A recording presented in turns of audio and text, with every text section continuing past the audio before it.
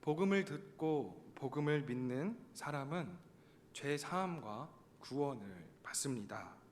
성도님들은 복음을 통해 구원의 감격을 경험하셨는지요? 한 조사에 따르면 한국교회 성도님들이 가장 사랑하는 곡으로 찬송가 405장 나 같은 죄인 살리신이라는 찬양을 뽑았다고 합니다. 구원의 기쁨을 고백하는 이 찬송이 한국교회 교인들에게 많은 사랑을 받고 많이 불리우는 것을 볼 때 감사하게도 한국교회에는 구원의 감격을 경험하신 성도님들이 참 많은 것 같습니다. 마음속 깊은 곳에서부터 솟아나는 그 기쁨이 입으로는 찬양으로 눈에는 눈물로 흘렀던 바로 그 구원의 경험입니다. 저는 복음을 통해 예수님을 만났고 이 구원의 은혜를 경험하였습니다. 은혜를 받자 모든 것이 다 좋아 보였고 내 안에 솟아나는 이 기쁜 마음처럼 앞으로 저에게 펼쳐진 일은 항상 기쁘고 행복한 일만 가득할 것이라고 생각을 하였습니다. 구원의 은혜를 체험하였고 기쁨을 분명히 누리었는데 모든 죄와 억압과 고통으로부터 저는 자유하지 않았고 제 앞에는 고난의 날이 펼쳐졌습니다. 구원을 받았음에도 끊임없이 죄와 싸워야 했고 때로는 넘어지고 일어서는 일을 계속 반복하며 살아왔습니다. 그러다 보니 하나님께서는 왜 나를 주님 계신 곳으로 데려가지 않으시고 여전히 힘들고 고통이 가득한 이 세상에 남겨두셨나 하는 질문이 들었습니다. 저뿐만이 아니라 삶 속에서 많은 고통과 어려움을 겪으신 성도님들은 하나님께서 왜 나를 빨리 주님 품으로 데려가지 않으시고 이 고통 많고 힘든 세상에 남겨두시나 라는 질문을 하셨을 것 같습니다. 바울도 이와 비슷한 질문을 했다는 사실을 알고 계시는지요? 빌립보서 1장 22절부터 24절 말씀에는 바울의 질문과 답변이 있습니다. 혹 화면에 말씀이 띄어지나요?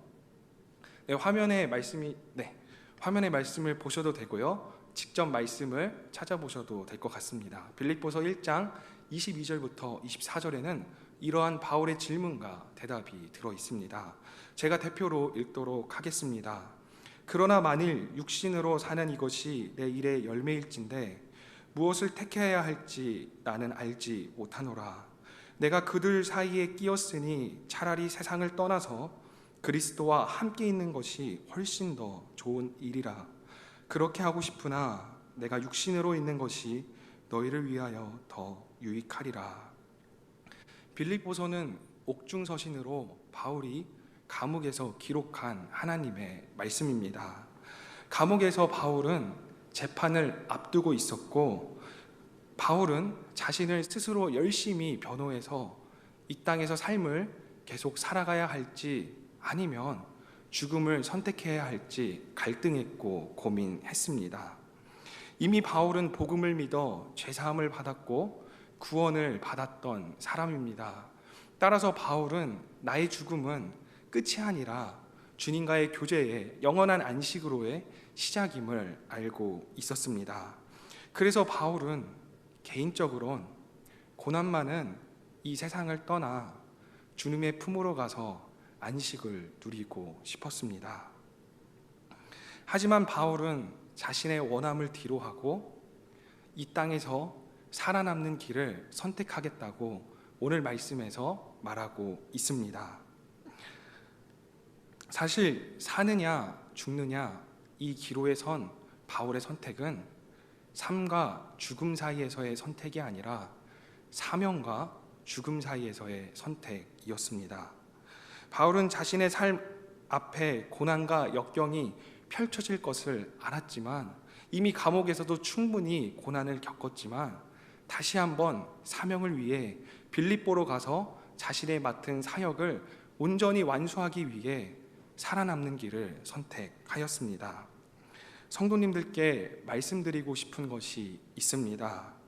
구원을 받은 우리가 이 땅에서 바로 하나님께로 불려 올라가지 않고 오늘을 선물 받은 이유는 우리에게 사명이 주어졌기 때문입니다. 먼저 저는 바울의 사명을 함께 나누고 싶습니다. 로마서를 쓴 바울의 사명은 성경에 너무나 분명하게 기록되어 있습니다. 교회를 핍박했던 바울이 예수님을 만나 앞을 보지 못했을 때 아나니아라는 사람을 통해 바울은 눈을 뜨게 됩니다. 바울이 주님을 만났고 눈을 떴고 새로운 시각으로 살아가는 그 시점에 성경은 바울의 사명을 이렇게 기록하고 있습니다. 사도행전 9장 15절부터 16절 말씀입니다. 사도행전 9장 15절부터 16절 말씀입니다. 네, 화면을 통해 봐주시면 감사하겠습니다. 제가 대표로 읽도록 하겠습니다. 주께서 이르시되 가라, 이 사람은 내 이름을 이방인과 임금들과 이스라엘 자손들에게 전하기 위하여 택한 나의 그릇이라. 그가 내 이름을 위하여 얼마나 고난을 받아야 할 것을 내가 그에게 보이리라 하시니, 바울은 이방인에게 복음을 전하는 사명을 받았습니다. 16절 말씀을 보시면 이 사명을 감당하는 바울의 길엔 수많은 고난이 놓여 있다는 사실도 알 수 있습니다. 바울 역시도 자신의 사명을 알았고 스스로를 이방인의 사도라고 칭하며 열심히 사명을 감당하였습니다. 바울은 갈라디아, 아시아, 마게도냐를 돌아다니며 빌립보, 데살로니가, 고린도의 교회를 세웠습니다. 이제 본문으로 돌아와서 로마서 15장 16절 말씀을 함께 보시면 좋을 것 같습니다. 본문 15장 16절 말씀입니다. 이 말씀은 함께 읽도록 하겠습니다. 표적과 기사의 능력으로 성령의 능력으로 이루어졌으며 그리하여 내가 예루살렘으로부터 두루 행하여 일르기온까지 그리스도의 복음을 편만하게 전하였노라. 바울은 이방인의 사도라는 자신의 사명을 따라 복음을 이방 땅에 두루 전했다고 로마 교인들에게 말하고 있습니다. 여기서 우리는 본문으로 들어가기 전에 한 가지 사실을 알고 들어가야 합니다. 로마 교회는 이방 땅에 세워진 이방 교회이지만 바울이 복음을 전하고 설립한 교회는 아니었습니다. 신학자들은 로마 교회를 누가 세웠는지에 대해선 다양하게 자신의 의견을 펼칩니다. 하지만 바울이 세운 교회가 아니라는 것에는 이견을 달리하지 않습니다. 바울이 성경의 로마 교회는 자신이 세운 교회가 아님을 분명하게 기록했기 때문입니다. 따라서 성도님들은 오늘 본문 말씀의 상황을 이렇게 생각해 주시면 좋을 것 같습니다. 이방인의 사도로 열심히 이방 땅에 복음을 전했던 바울 자신이 아닌 다른 그리스도인들을 통하여서 이방 땅에 세워진 로마 교회 교인들에게 이 로마서를 기록한 것입니다. 바울은 자신의 사명에 대해 언급한 후 이제 이렇게 이야기를 합니다. 제가 한번 읽어보도록 하겠습니다. 로마 교회 성도님들, 저는 정말로 우리 로마 교회 성도님들을 뵙고 싶었습니다. 저는 신앙을 잘 하고 계신 성도님들을 찾아가서 믿음을 굳게 하고 믿음의 교제를 나누기를 바랍니다. 실제로 로마로 갈 계획을 여러 번 세우기도 했습니다. 그러나 사탄이 방해해서 못 갔으며 또한 저의 사명대로 복음이 전해지지 않은 곳에 복음을 전하는 사역을 감당하다 보니 아직까지도 찾아뵙지 못하고 있었습니다. 다행스럽게도 저의 사역이 곧 마무리되어 갑니다. 조만간 꼭 봅시다. 여기까지만 보면 오늘 바울이 말한 내용이 참 부드럽고 감동적으로 다가옵니다. 바울은 로마 교인들을 정말 많이 사랑하고 있고 이제 드디어 믿음의 만남과 교제가 이루어질 것을 소망할 수 있기 때문입니다. 그런데 사실 저는 지금 제가 말한 본문은 바울의 말 중 몇 가지를 의도적으로 빠뜨리고 제거한 다음 말을 부드럽게 바꾼 표현입니다. 바울이 로마서를 기록한 목적을 생각하고 오늘 본문에서 제가 의도적으로 빠뜨린 내용을 채워서 성도님들이 본문 말씀을 보신다면 뭔가 내용이 좀 이상하게 다가오실 겁니다.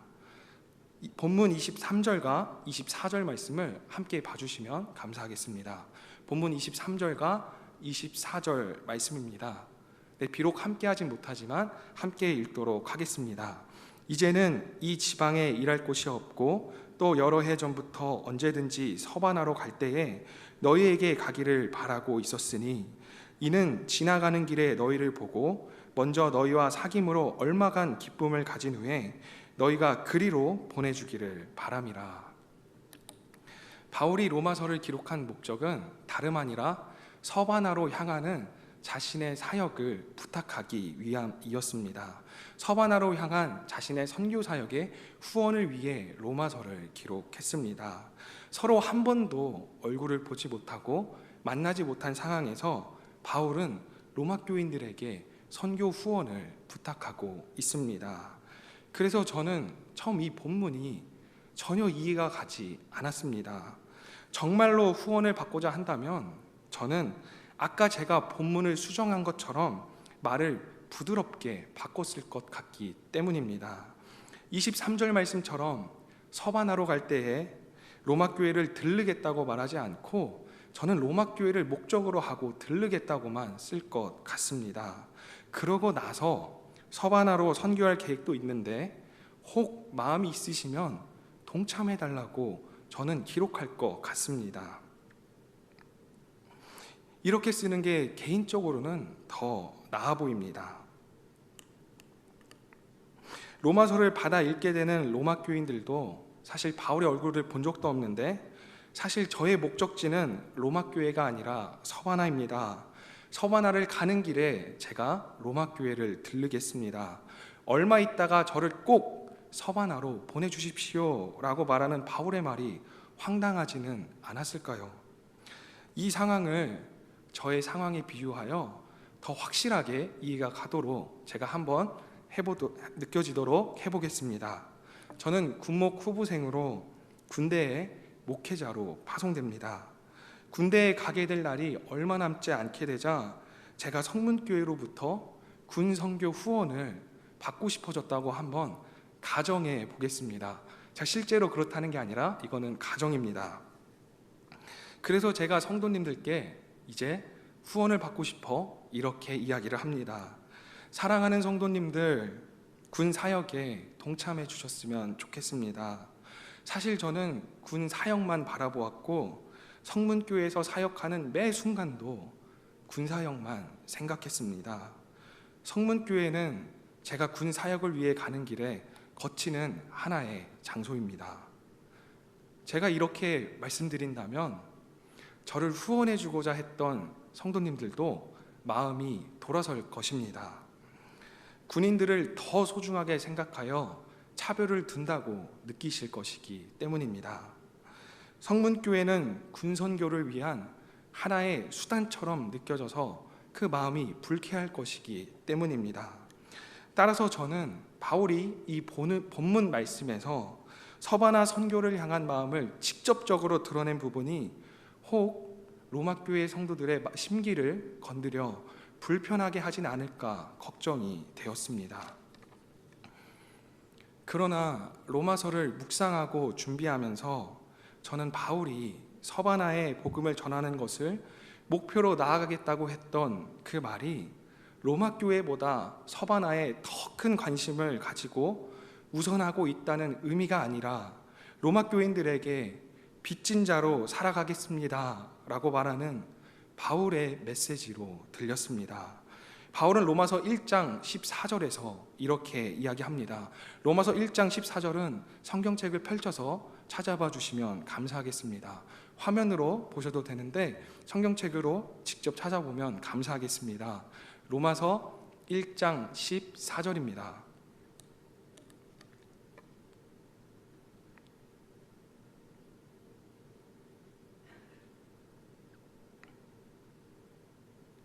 네, 함께 읽으면 감사하겠습니다. 헬라인이나 야만인이나 지혜 있는 자나 어리석은 자에게 다 내가 빚진 자라. 바울은 복음을 믿고 사명을 받았을 때부터 빚진 자의 마음으로 살아갔습니다. 그리고 빚을 갚는 길은 사명을 온전히 감당하는 길임을 바울은 알았습니다. 사명은 사실 바울에게만 주어진 것이 아니라 예수님을 믿는 모든 성도에게 주어진 것입니다. 사명은 개인의 뜻과 욕심이 아니라 만왕의 왕이신 주님의 꿈이자 소원입니다. 바울에게 주어진 사명은 복음이 전해지지 않은 곳에 복음을 전하는 것이었습니다. 그리고 바울은 자신이 이 사명을 온전히 감당할 때 예수님만 기쁘게 하는 것이 아니라 이 땅에 있는 그리스도인들도 정말로 기뻐할 것이라는 사실을 알았습니다. 주님의 뜻이 이루어지길 무엇보다 소망하고 기뻐하는 것이 바로 성도이기 때문입니다. 따라서 바울은 로마 교회보다 서바나 교회를 더 많이 사랑합니다 라고 말하는 것이 아니라, 사랑하는 성도님들, 제가 저희 사명을 감당함으로 주님의 뜻을 이룸으로 제가 성도님들께 빛을 갚겠습니다 라고 말하고 있는 겁니다. 오늘 설교를 마지막으로 성문교회에서 사임하기에 잠시 제가 군목의 길을 선택한 계기를 말씀드리고자 합니다. 하나님을 떠나 제 마음대로 살길 원했고 그렇게 결심했던 고등학교 3학년인 저에게 하나님께서는 찾아오셨습니다. 처음으로 제 뜻을 내려놓고 저는 목회자로 사명을 받았다고 생각했습니다. 그래서 신학교로 진학할 계획을 세웠습니다. 부모님께서는 신앙생활도 똑바로 하지 않았던 내가 무슨 신학교냐며, 또 목회자로 살아가는 일이 얼마나 힘든 줄 아냐며 저를 말리셨습니다. 그럼에도 저는 하나님께 사명을 받았다 생각하여 신학교에 진학했습니다. 당시 저는 신학교에 입학하기만 하면 정말로 행복할 것이라고 생각을 했습니다. 그런데 이럴 수가요. 1년이 되자 저는 실망만 했습니다. 그리고 저는 이제는 다른 길을 가겠다고 하나님 앞에 기도했습니다.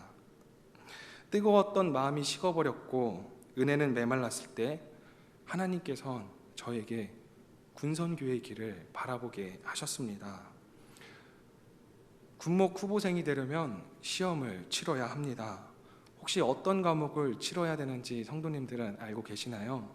많은 성도님들은 성경으로 시험을 본다고 생각하십니다. 하지만 정부는 성경은 신학교에서 가르치게 하고 국어, 영어, 사회, 윤리, 한국사 이 5가지 과목으로 시험을 보게 합니다. 윤리를 제외하곤 공무원 시험과 똑같습니다. 그래서 군목을 준비하는 친구들과 공무원 교재와 인터넷 강의를 사서 공시생의 삶을 살아갔습니다. 7개월 동안 저의 동기들은 신학책을 읽으며 신학을 열심히 공부할 때 저는 수업 시간을 제외하곤 학교 도서관으로 가서 인터넷 강의를 듣고 공무원 교재를 보고 외우고 풀었습니다. 시험이 끝나고 21살이었던 파릇파릇한 저에게 흰머리가 생길 정도로 제 삶에선 가장 치열하게 공부했던 순간입니다. 그런데 육체적으로, 정신적으로 피곤했던 그때가 큰 은혜를 경험하고 제가 다시 회복하는 순간이었습니다. 아침 6시에 일어나서 6시 반부터 말씀을 피고 기도합니다. 그리고 저녁 11시까지 쉬지 않고 공부를 했습니다. 그런데 오후 6시 반 정도가 되면 이미 체력은 바닥이 났고 기진맥진해지기 시작합니다. 그래서 저는 오후 6시 반을 기도의 시간으로 삼았습니다. 30분 정도 기도 골방에 들어가서 기도를 했습니다. 기도 골방에서 제가 기도했던 내용은 늘 동일합니다. 하나님, 저의 욕심으로 군목을 준비하지 않게 하여 주시옵소서. 하나님의 뜻이라면 저의 뜻이 이루어질 수 있게 하여 주시옵고, 하나님의 뜻이 아니라면 제가 겸허히 그 하나님의 계획을 받아들일 수 있는 마음을 주세요. 또한 하나님께서 지금 군대에서 사역하고 계시는 목사님들과 함께 하셔서 힘들고 외로운 군인들을 위로하여 주시옵고 군교회의 은혜를 베풀어 주시옵소서. 저는 늘 이 기도를 했습니다. 이 기도가 끝나면 신기하게도 정말 힘이 솟았고요. 저는 11시까지 책을 씹어먹을 각오로 공부를 할 수 있었습니다. 그리고 기도할 때마다 또 한 가지, 제가 은혜를 받았던 그 고등학교 3학년 때 제가 전도했던 친구들이 떠올랐습니다. 전도의 기억은 저에게 있어서 정말로 소중한 기억이면서 동시에 저에겐 가슴 아픈 기억입니다. 고등학교 3학년 때 너무 큰 은혜를 받고 친구 5명을 전도했습니다. 대학생이 되어 저와 친구들은 대학교에 따라 각자 지역에 따라 흩어지게 되었고 이제 함께 할 수 있는 시간이 없어졌습니다. 시간이 지나갈수록 제가 전도했던 친구들이 교회를 떠났다는 소식을 들어야 했고 멀리서 바라보아야만 했습니다. 대학생이 되어 교회를 떠나는 현상은 사실 한국 교회에서 정말 흔한 현상입니다. 특히 남성 성도는 교회에서 정말 적고 신앙을 지키며 살아가는 남성 청년은 더더욱 적습니다. 그래서 저는 제가 전도했지만 교회를 떠난 친구들과 같은 청년을 붙잡을 수 있는 가장 좋은 곳은 군대라고 생각을 하여 군사역의 꿈을 품었습니다. 마지막으로 청년들을 하나님께 인도할 기회는 군대라고 생각하였기에 저에게 있어서 군선교는 무엇보다도 특별합니다. 그리고 그 은혜의 역할을 제가 감당할 수 있기를 하나님 앞에 간절히 기도드립니다. 저는 2년 6개월 성문교회에서 사역을 하면서 정말 큰 은혜를 입었습니다. 정말 좋은 담임 목사님을 만났고 교육자분들을 만났고 또 제가 존경할 수 있는 초등부 선생님들도 만났습니다. 너무 깜찍하지만 그럼에도 저보다는 덜 귀여운 우리 초등부 친구들도 만날 수 있었습니다. 제가 이 말을 하면 우리 친구들은 저에게 늘 짜증을 내며 사랑으로 답해 주었습니다. 그리고 교회에서 저는 결혼식도 올렸습니다. 성문교회에서 받은 감개무량한 이 빚을 갚아야 하는데 이제는 갚을 기회가 없는 것 같아 죄송스럽습니다. 그래서 저는 오늘 본문에서 바울이 이방의 복음을 전하는 자신의 사명을 감당함으로 로마 교회의 빚을 갚아가는 것처럼 빚진 자의 마음으로 하나님의 계획 속에서 앞으로 제가 만나게 될 군인들과 군 교회에 있는 성도들을 섬김으로 빚을 갚아가겠습니다. 주님의 사명이 이루어지는 것은 온 성도의 소원이고 특히 이 시대에 청년들이 주님 앞으로 돌아오는 것은 온 성도의 간절한 기도 제목이자 소원이라고 저는 확신하기 때문입니다. 따라서 제가 성문교회에서 사역을 하면서 말씀을 부족하게 준비했을 때가 문득 생각이 난다면 군 교회에서는 빛을 갚는 마음으로 더 열심히 말씀을 준비하도록 하겠습니다. 제가 담당했던 초등부 아이들을 더 많이 사랑하지 못했다고 생각이 들 때면 제가 먼저 군대에서 군인들에게 다가가서 인사하고 악수하며 먼저 사랑하도록 하겠습니다. 부족했던 모습이 생각날 때마다 빛을 갚는 심정으로 군 교회를 섬기겠습니다. 초등부 선생님들께서 베풀어 주셨던 그 사랑을 기억하고 그 사랑이 기억날 때마다 제가 동일하게 그 사랑을 군인들과 성도들에게 베풀도록 하겠습니다. 하나님께서는 예기치 못한 1년의 시간을 저에게 주었지만 1년의 시간을 군 선교를 위한 성숙의 시간으로 삼도록 하겠습니다. 사랑하는 성도님들, 저뿐만 아니라 우리 여기 계신 말씀을 보고 계신 모든 성도님들도 사실 빚을 진 사람들입니다.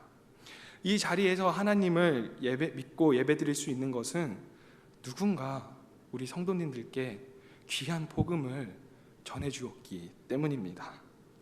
믿음의 길을 오면서 내가 흔들릴 때 나의 신앙을 붙잡아 주었고, 정말 예수님처럼 값없이 나를 인도해 주었던 고마운 분들 덕분에 지금 우리 성도님들은 이 시간 함께 예배를 드릴 수 있는 것입니다.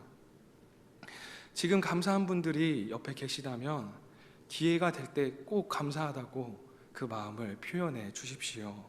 그런데 만약 나에게 도움을 줬던 그 귀한 분들이 지금은 나와 함께하지 못한다면 그 빚진 것을 내가 내 삶 속에서 내 사명을 감당함으로 그 빚을 갚아 주십시오.